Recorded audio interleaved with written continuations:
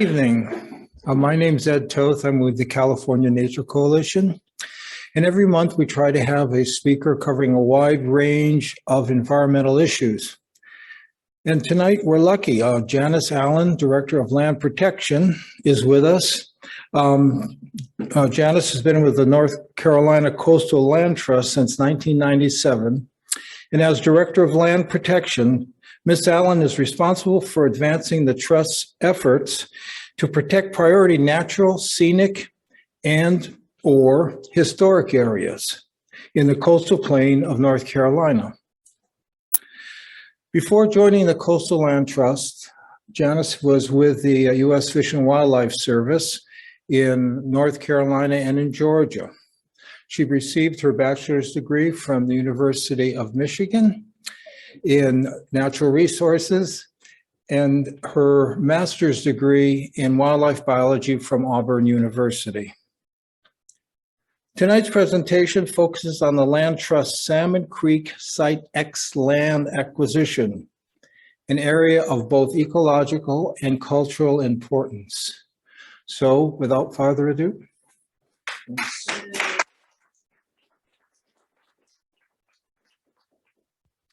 Well, thank you, Ed, and thank you all for inviting me to speak with you tonight. It is always good to be among fellow conservationists, and I really want to thank you all for what you do as members of the Carolina Nature Coalition.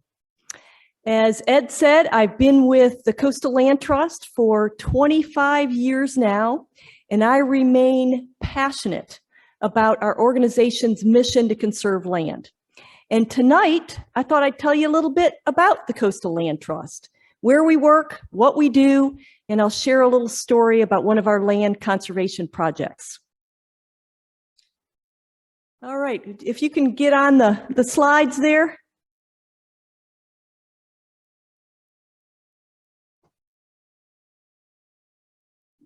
All right, I'll get started here. Let's see. Okay, we're having a trouble with it advancing here. Let's see. I'm not sure if you can help me. Oh, I see. Wait a minute. I might have to do it down here. I apologize here. Nope. There we go. All right, I apologize. All right, the Coastal Land Trust mission is to enrich our coastal communities by conserving lands with scenic, historic, recreational, and/or ecological value. We like to say that we're helping to save the places that people love here at the coast. So where do we work? Well, we work in 31 counties in eastern North Carolina. Basically, most of the land east of I-95.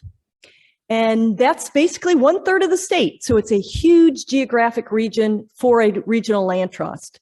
We've got our main office in Wilmington, and we have a satellite office in Elizabeth City and in New Bern, where I'm located. And since we got started in 1992, we've conserved over 84,000 acres of valuable upland and wetland habitats. And we continue to have a very highly engaged board of directors and conservation ambassadors. Thank you, Alan Craig. And we definitely have a very fiscally conservative business model. And what that means is we run a pretty lean and mean ship. Small staff, we don't pay them much at all, but we're very fiscally conservative. We're also nationally accredited, which means we adhere to the highest standards of the land trust industry. And for the 1,700 land trusts in the country, about 25% of them are nationally accredited and meet these high standards. So what do we do? Well, we own land and we hold conservation easements or agreements on lands that are held by other private landowners. We manage land as nature preserves that we own. We advise landowners on conservation options. We negotiate conservation transactions. And we partner with just about anybody. We partner with private individual and corporate landowners, local and state governments, the military, and others to conserve land. And we try to connect people to nature. This includes children and adults by getting them out on the land. And we also educate landowners about good land stewardship. Oops, let me go back here, I'm sorry. You jumped on me. All right, so what types of land do we conserve? Well, we like to generally say that we conserve special places here on the coast. And because of our large geographic area, special is broadly defined. And that includes ecologically significant sites. They're often referred to as special natural heritage areas. These are sites that our state natural heritage program has identified as being ecologically important. We help protect working farm and forest land, significant wildlife habitat, parks for people, and historic or culturally significant sites. Now, we have developed specific land evaluation criteria that helps us pick out projects to work on. We call this our land protection protocol. But, you know, I thought instead of getting into all the minutia of that criteria, I'm just going to tell you a story about one special place here on the coast that we have helped conserve. And this is a site that's often referred to as Site X. Now, Site X is 994 acres of land that sits like a promontory overlooking the Albemarle Sound and Salmon Creek in Bertie County. Staff felt that this property was so remarkable and under threat that it compelled us to do something we have never done before, and that is take out a loan to buy it. And so the story of saving Site X is definitely a story of risk and reward. So first, let me show you where this property is, and I'll see if the cursor, can you all see that cursor? Maybe not. Okay, then I'm just going to come up to this slide. So I want to show you where the property is. It's in the northeastern part of our coast. And if you go, you can see the Albemarle Sound there. You go all the way west. You see a little red dot over there? Yep. That's Site X, okay? And that is right across from the historic town of Edenton. It is at the confluence of the Chowan River. And then if you head east, you'll see the Outer Banks. And I'll point out Roanoke Island, which is very important to the story of Site X. So when staff first visited this property back in July of 2016, we were immediately impressed with the site's ecological, scenic, and recreational values. Again, this is a big property. It has over 3.5 miles of frontage on the Albemarle Sound and Salmon Creek. And part of it had already been identified as a special natural heritage area by the state.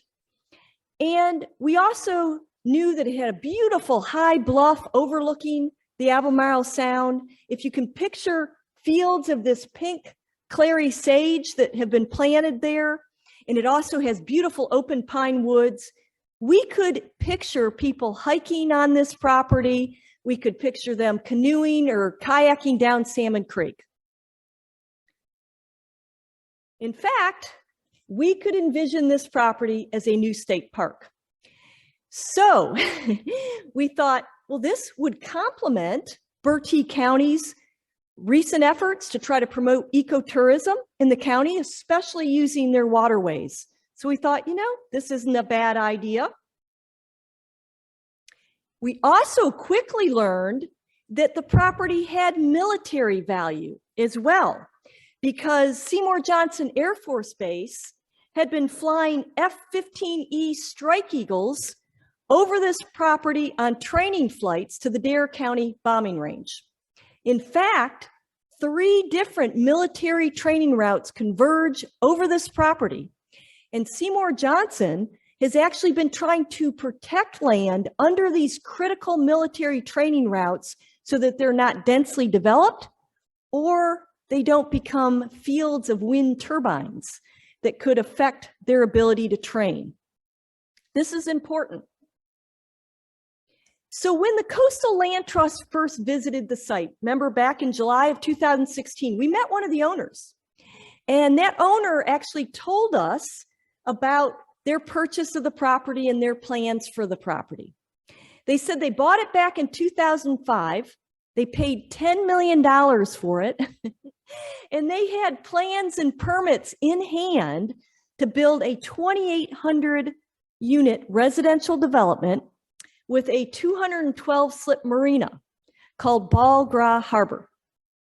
Well, the economic recession of 2007 put their plans on hold, and they were planning to list the property in early 2017.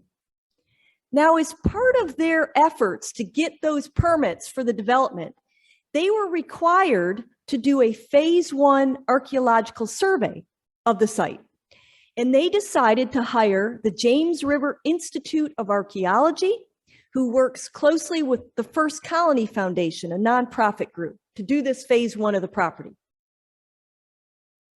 Well, the First Colony Foundation already knew that this property had some historic significance. This was the site of one of our early state governors, Thomas Pollock. And Thomas Pollock was our governor from 1712 to 1714. And he had a house here on this property. And he owned lots of land, and he called his land Ball Gras Plantation. And this is a name from his home place in Scotland. Now, they also knew that this site was once where a large Native American village stood, right on this property. And the village was called Metaquim, and it was comprised of Choanoke Indians. And they would have been around on that property from about the mid-1500s to the late 1500s. All right, so they did some digging on the property. And here's a picture of them doing their digs. And they found a lot of Native American artifacts. Well, no surprise there. They knew Metaquim was there. That wasn't a surprise. But they found a few early English artifacts. And they didn't think much of it at the time because they knew right across the creek on Salmon Creek once lived a famous trader. And his name was Nathaniel Batts. And Nathaniel Batts would have been around in the mid-1600s to the late 1600s. So they didn't think much of those items. They thought they were probably just articles of trade.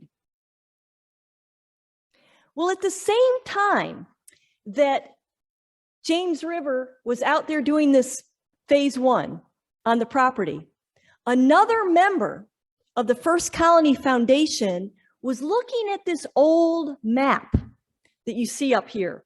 And this old map was drawn up in 1586 by John White. And John White was an Englishman. He was an artist. He was a cartographer and an explorer. And John White drew this map after he participated in 2 exploratory expeditions of this region that England called Virginia. And that would have been our coastal North Carolina, the northeastern part of North Carolina, up to Tidewater, Virginia. And if you take a good look at this map, this isn't a bad job for a 16th century map. Holy cow. So these expeditions that John White participated in were promulgated by Sir Walter Raleigh, who had obtained a royal patent from Queen Elizabeth I of England for the rights to explore this region and potentially settle that area. Now, Queen Elizabeth, she wanted a fort constructed on Roanoke Island. And I won't get into why, but she wanted that fort there, and that fort was constructed, and it's known as Fort Raleigh. Any of you that have been out to the Outer Banks near Manteo, you know Fort Raleigh. Now, John White, when he went on those early expeditions, his job was not only to do the map, but he was an artist. So he was also documenting the natural resources and the Native American life there. And he used to report back.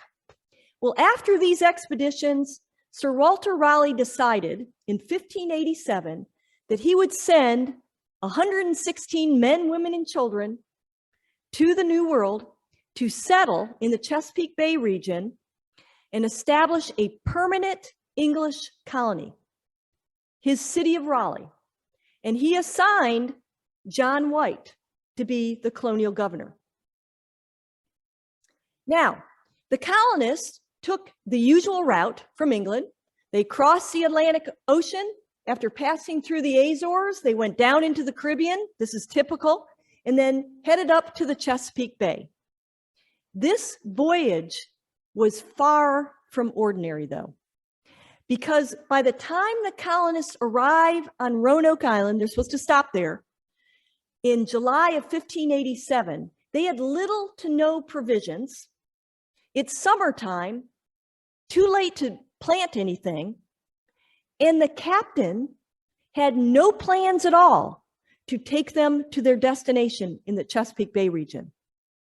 Now, some have said that this voyage was destined for failure because there's some that theorize that it was purposely sabotaged as a means to lessen Sir Walter Raleigh's influence on Queen Elizabeth.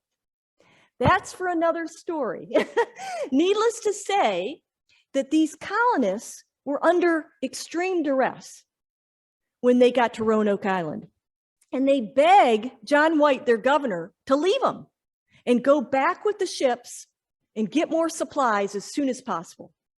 Now, that's kind of unusual to ask your governor to leave his people, but he decides to do that. And he leaves his daughter, Eleanor Dare, there, who just had a baby, Virginia Dare, on Roanoke Island, and all his colonists, and he vows to return within 3 to 5 months.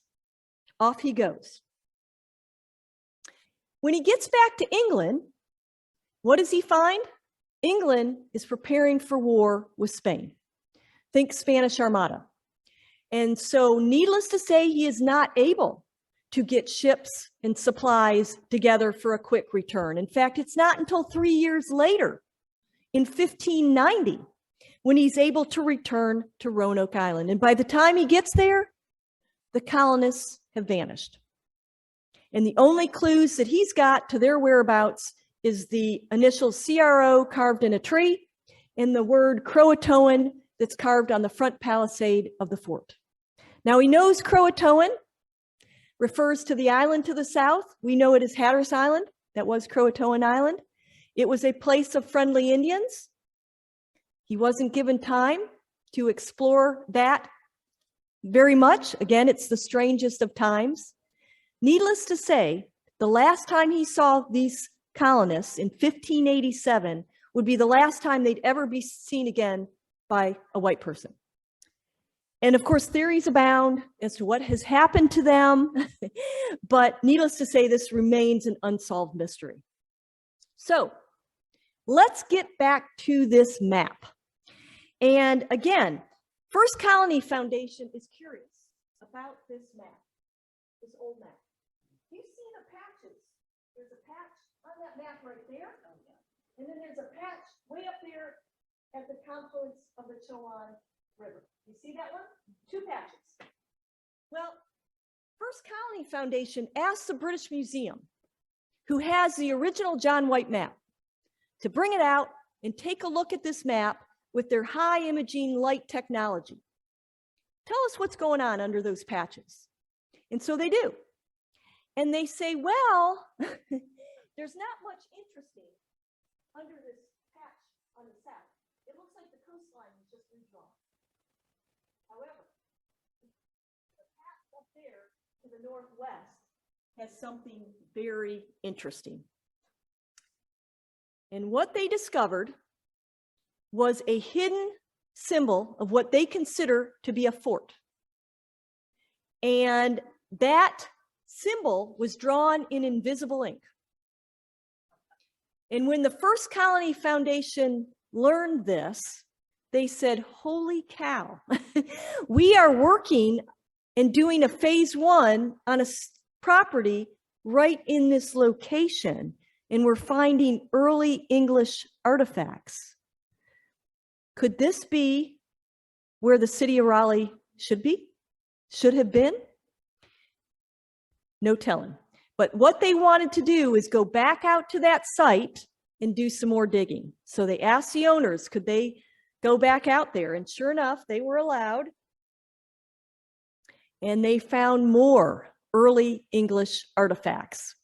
In fact, they found pieces of what's called a North Devon plain baluster jar, which would have been used to hold dried fish in long voyages.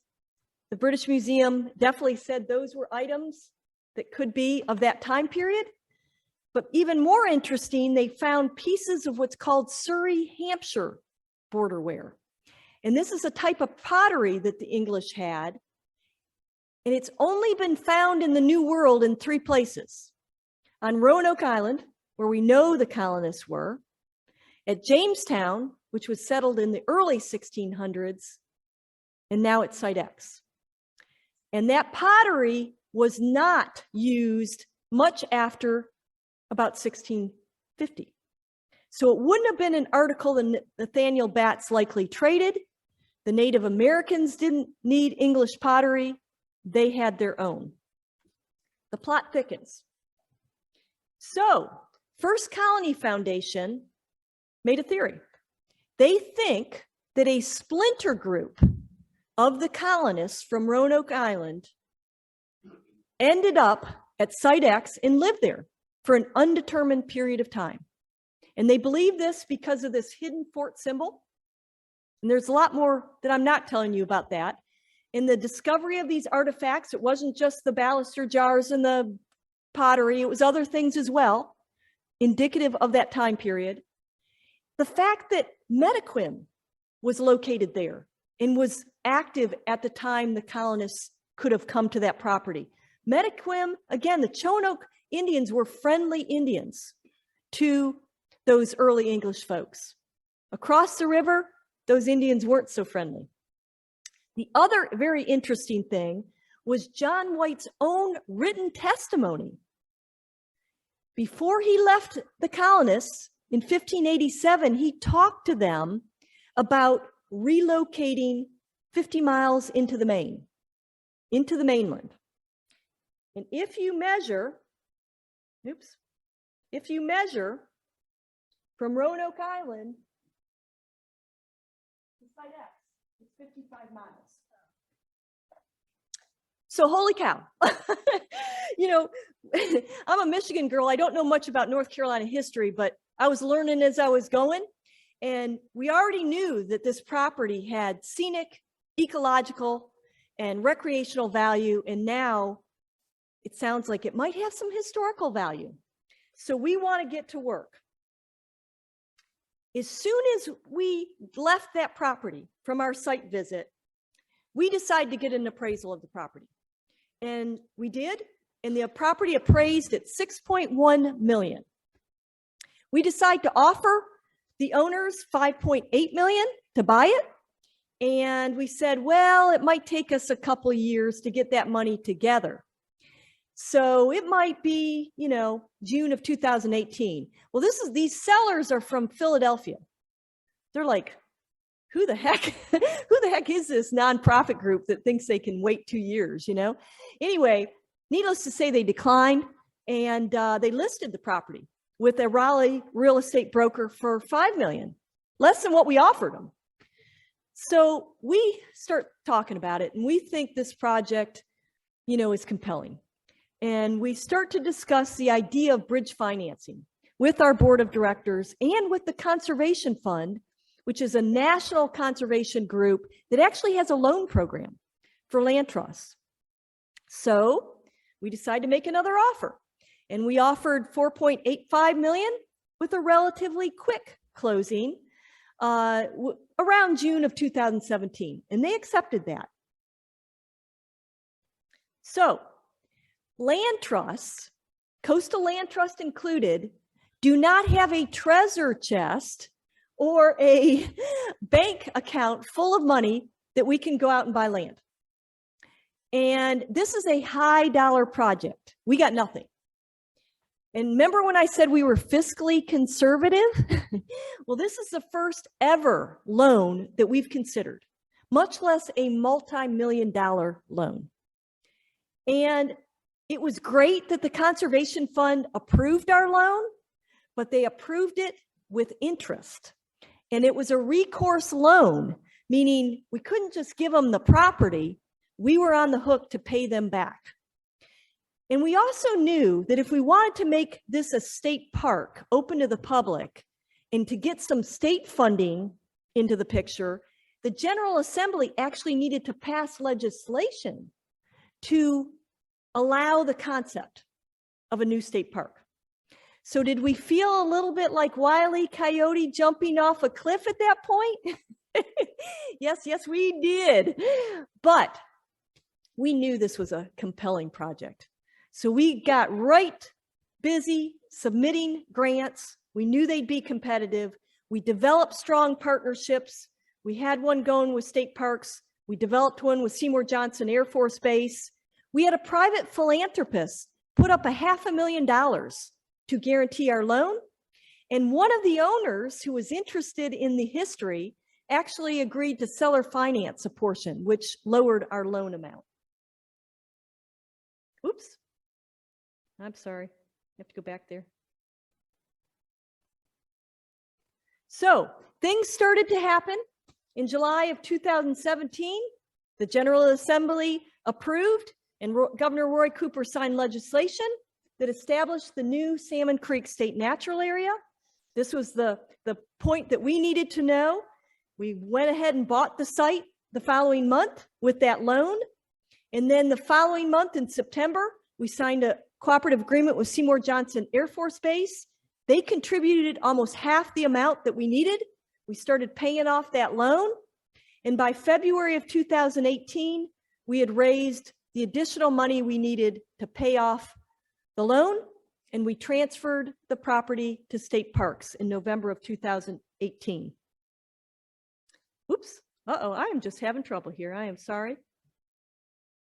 So the state of North Carolina does own this property that's called the Salmon Creek State Natural Area. It will eventually be open to the public, and I think there'll be hiking trails. There'll likely be a canoe kayak landing. There'll be ecological and historic site interpretation.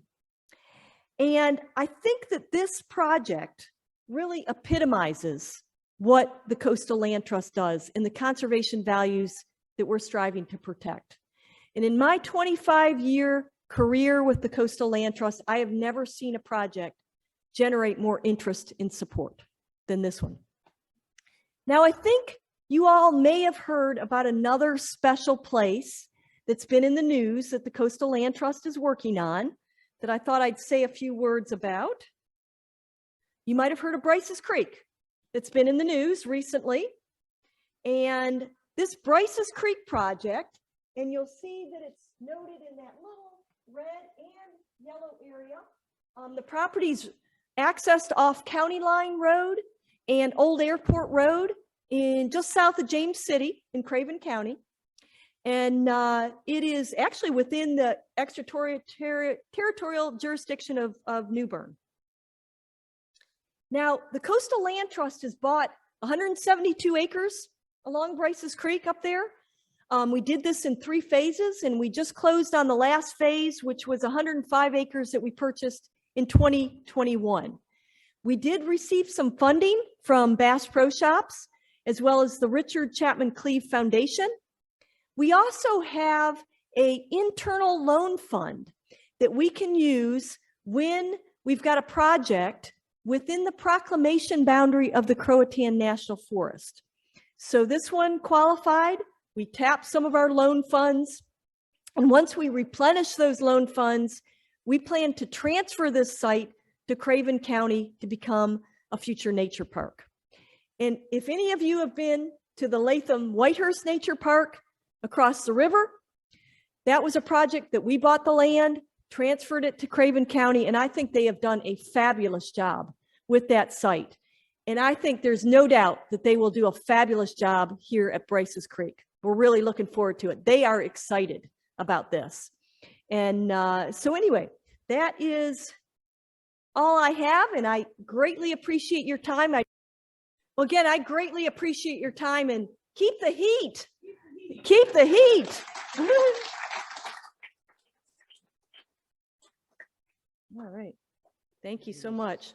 I want to thank Janice, and when I met her last week, and it, you just see the passion that's in her, and for 25 years, this height of passion, and what it is she is leaving a legacy. I mean, she was saying that at the office. She knows that these purchases and these areas that are going into state and federal ownership and staying with the trust is her legacy to the future.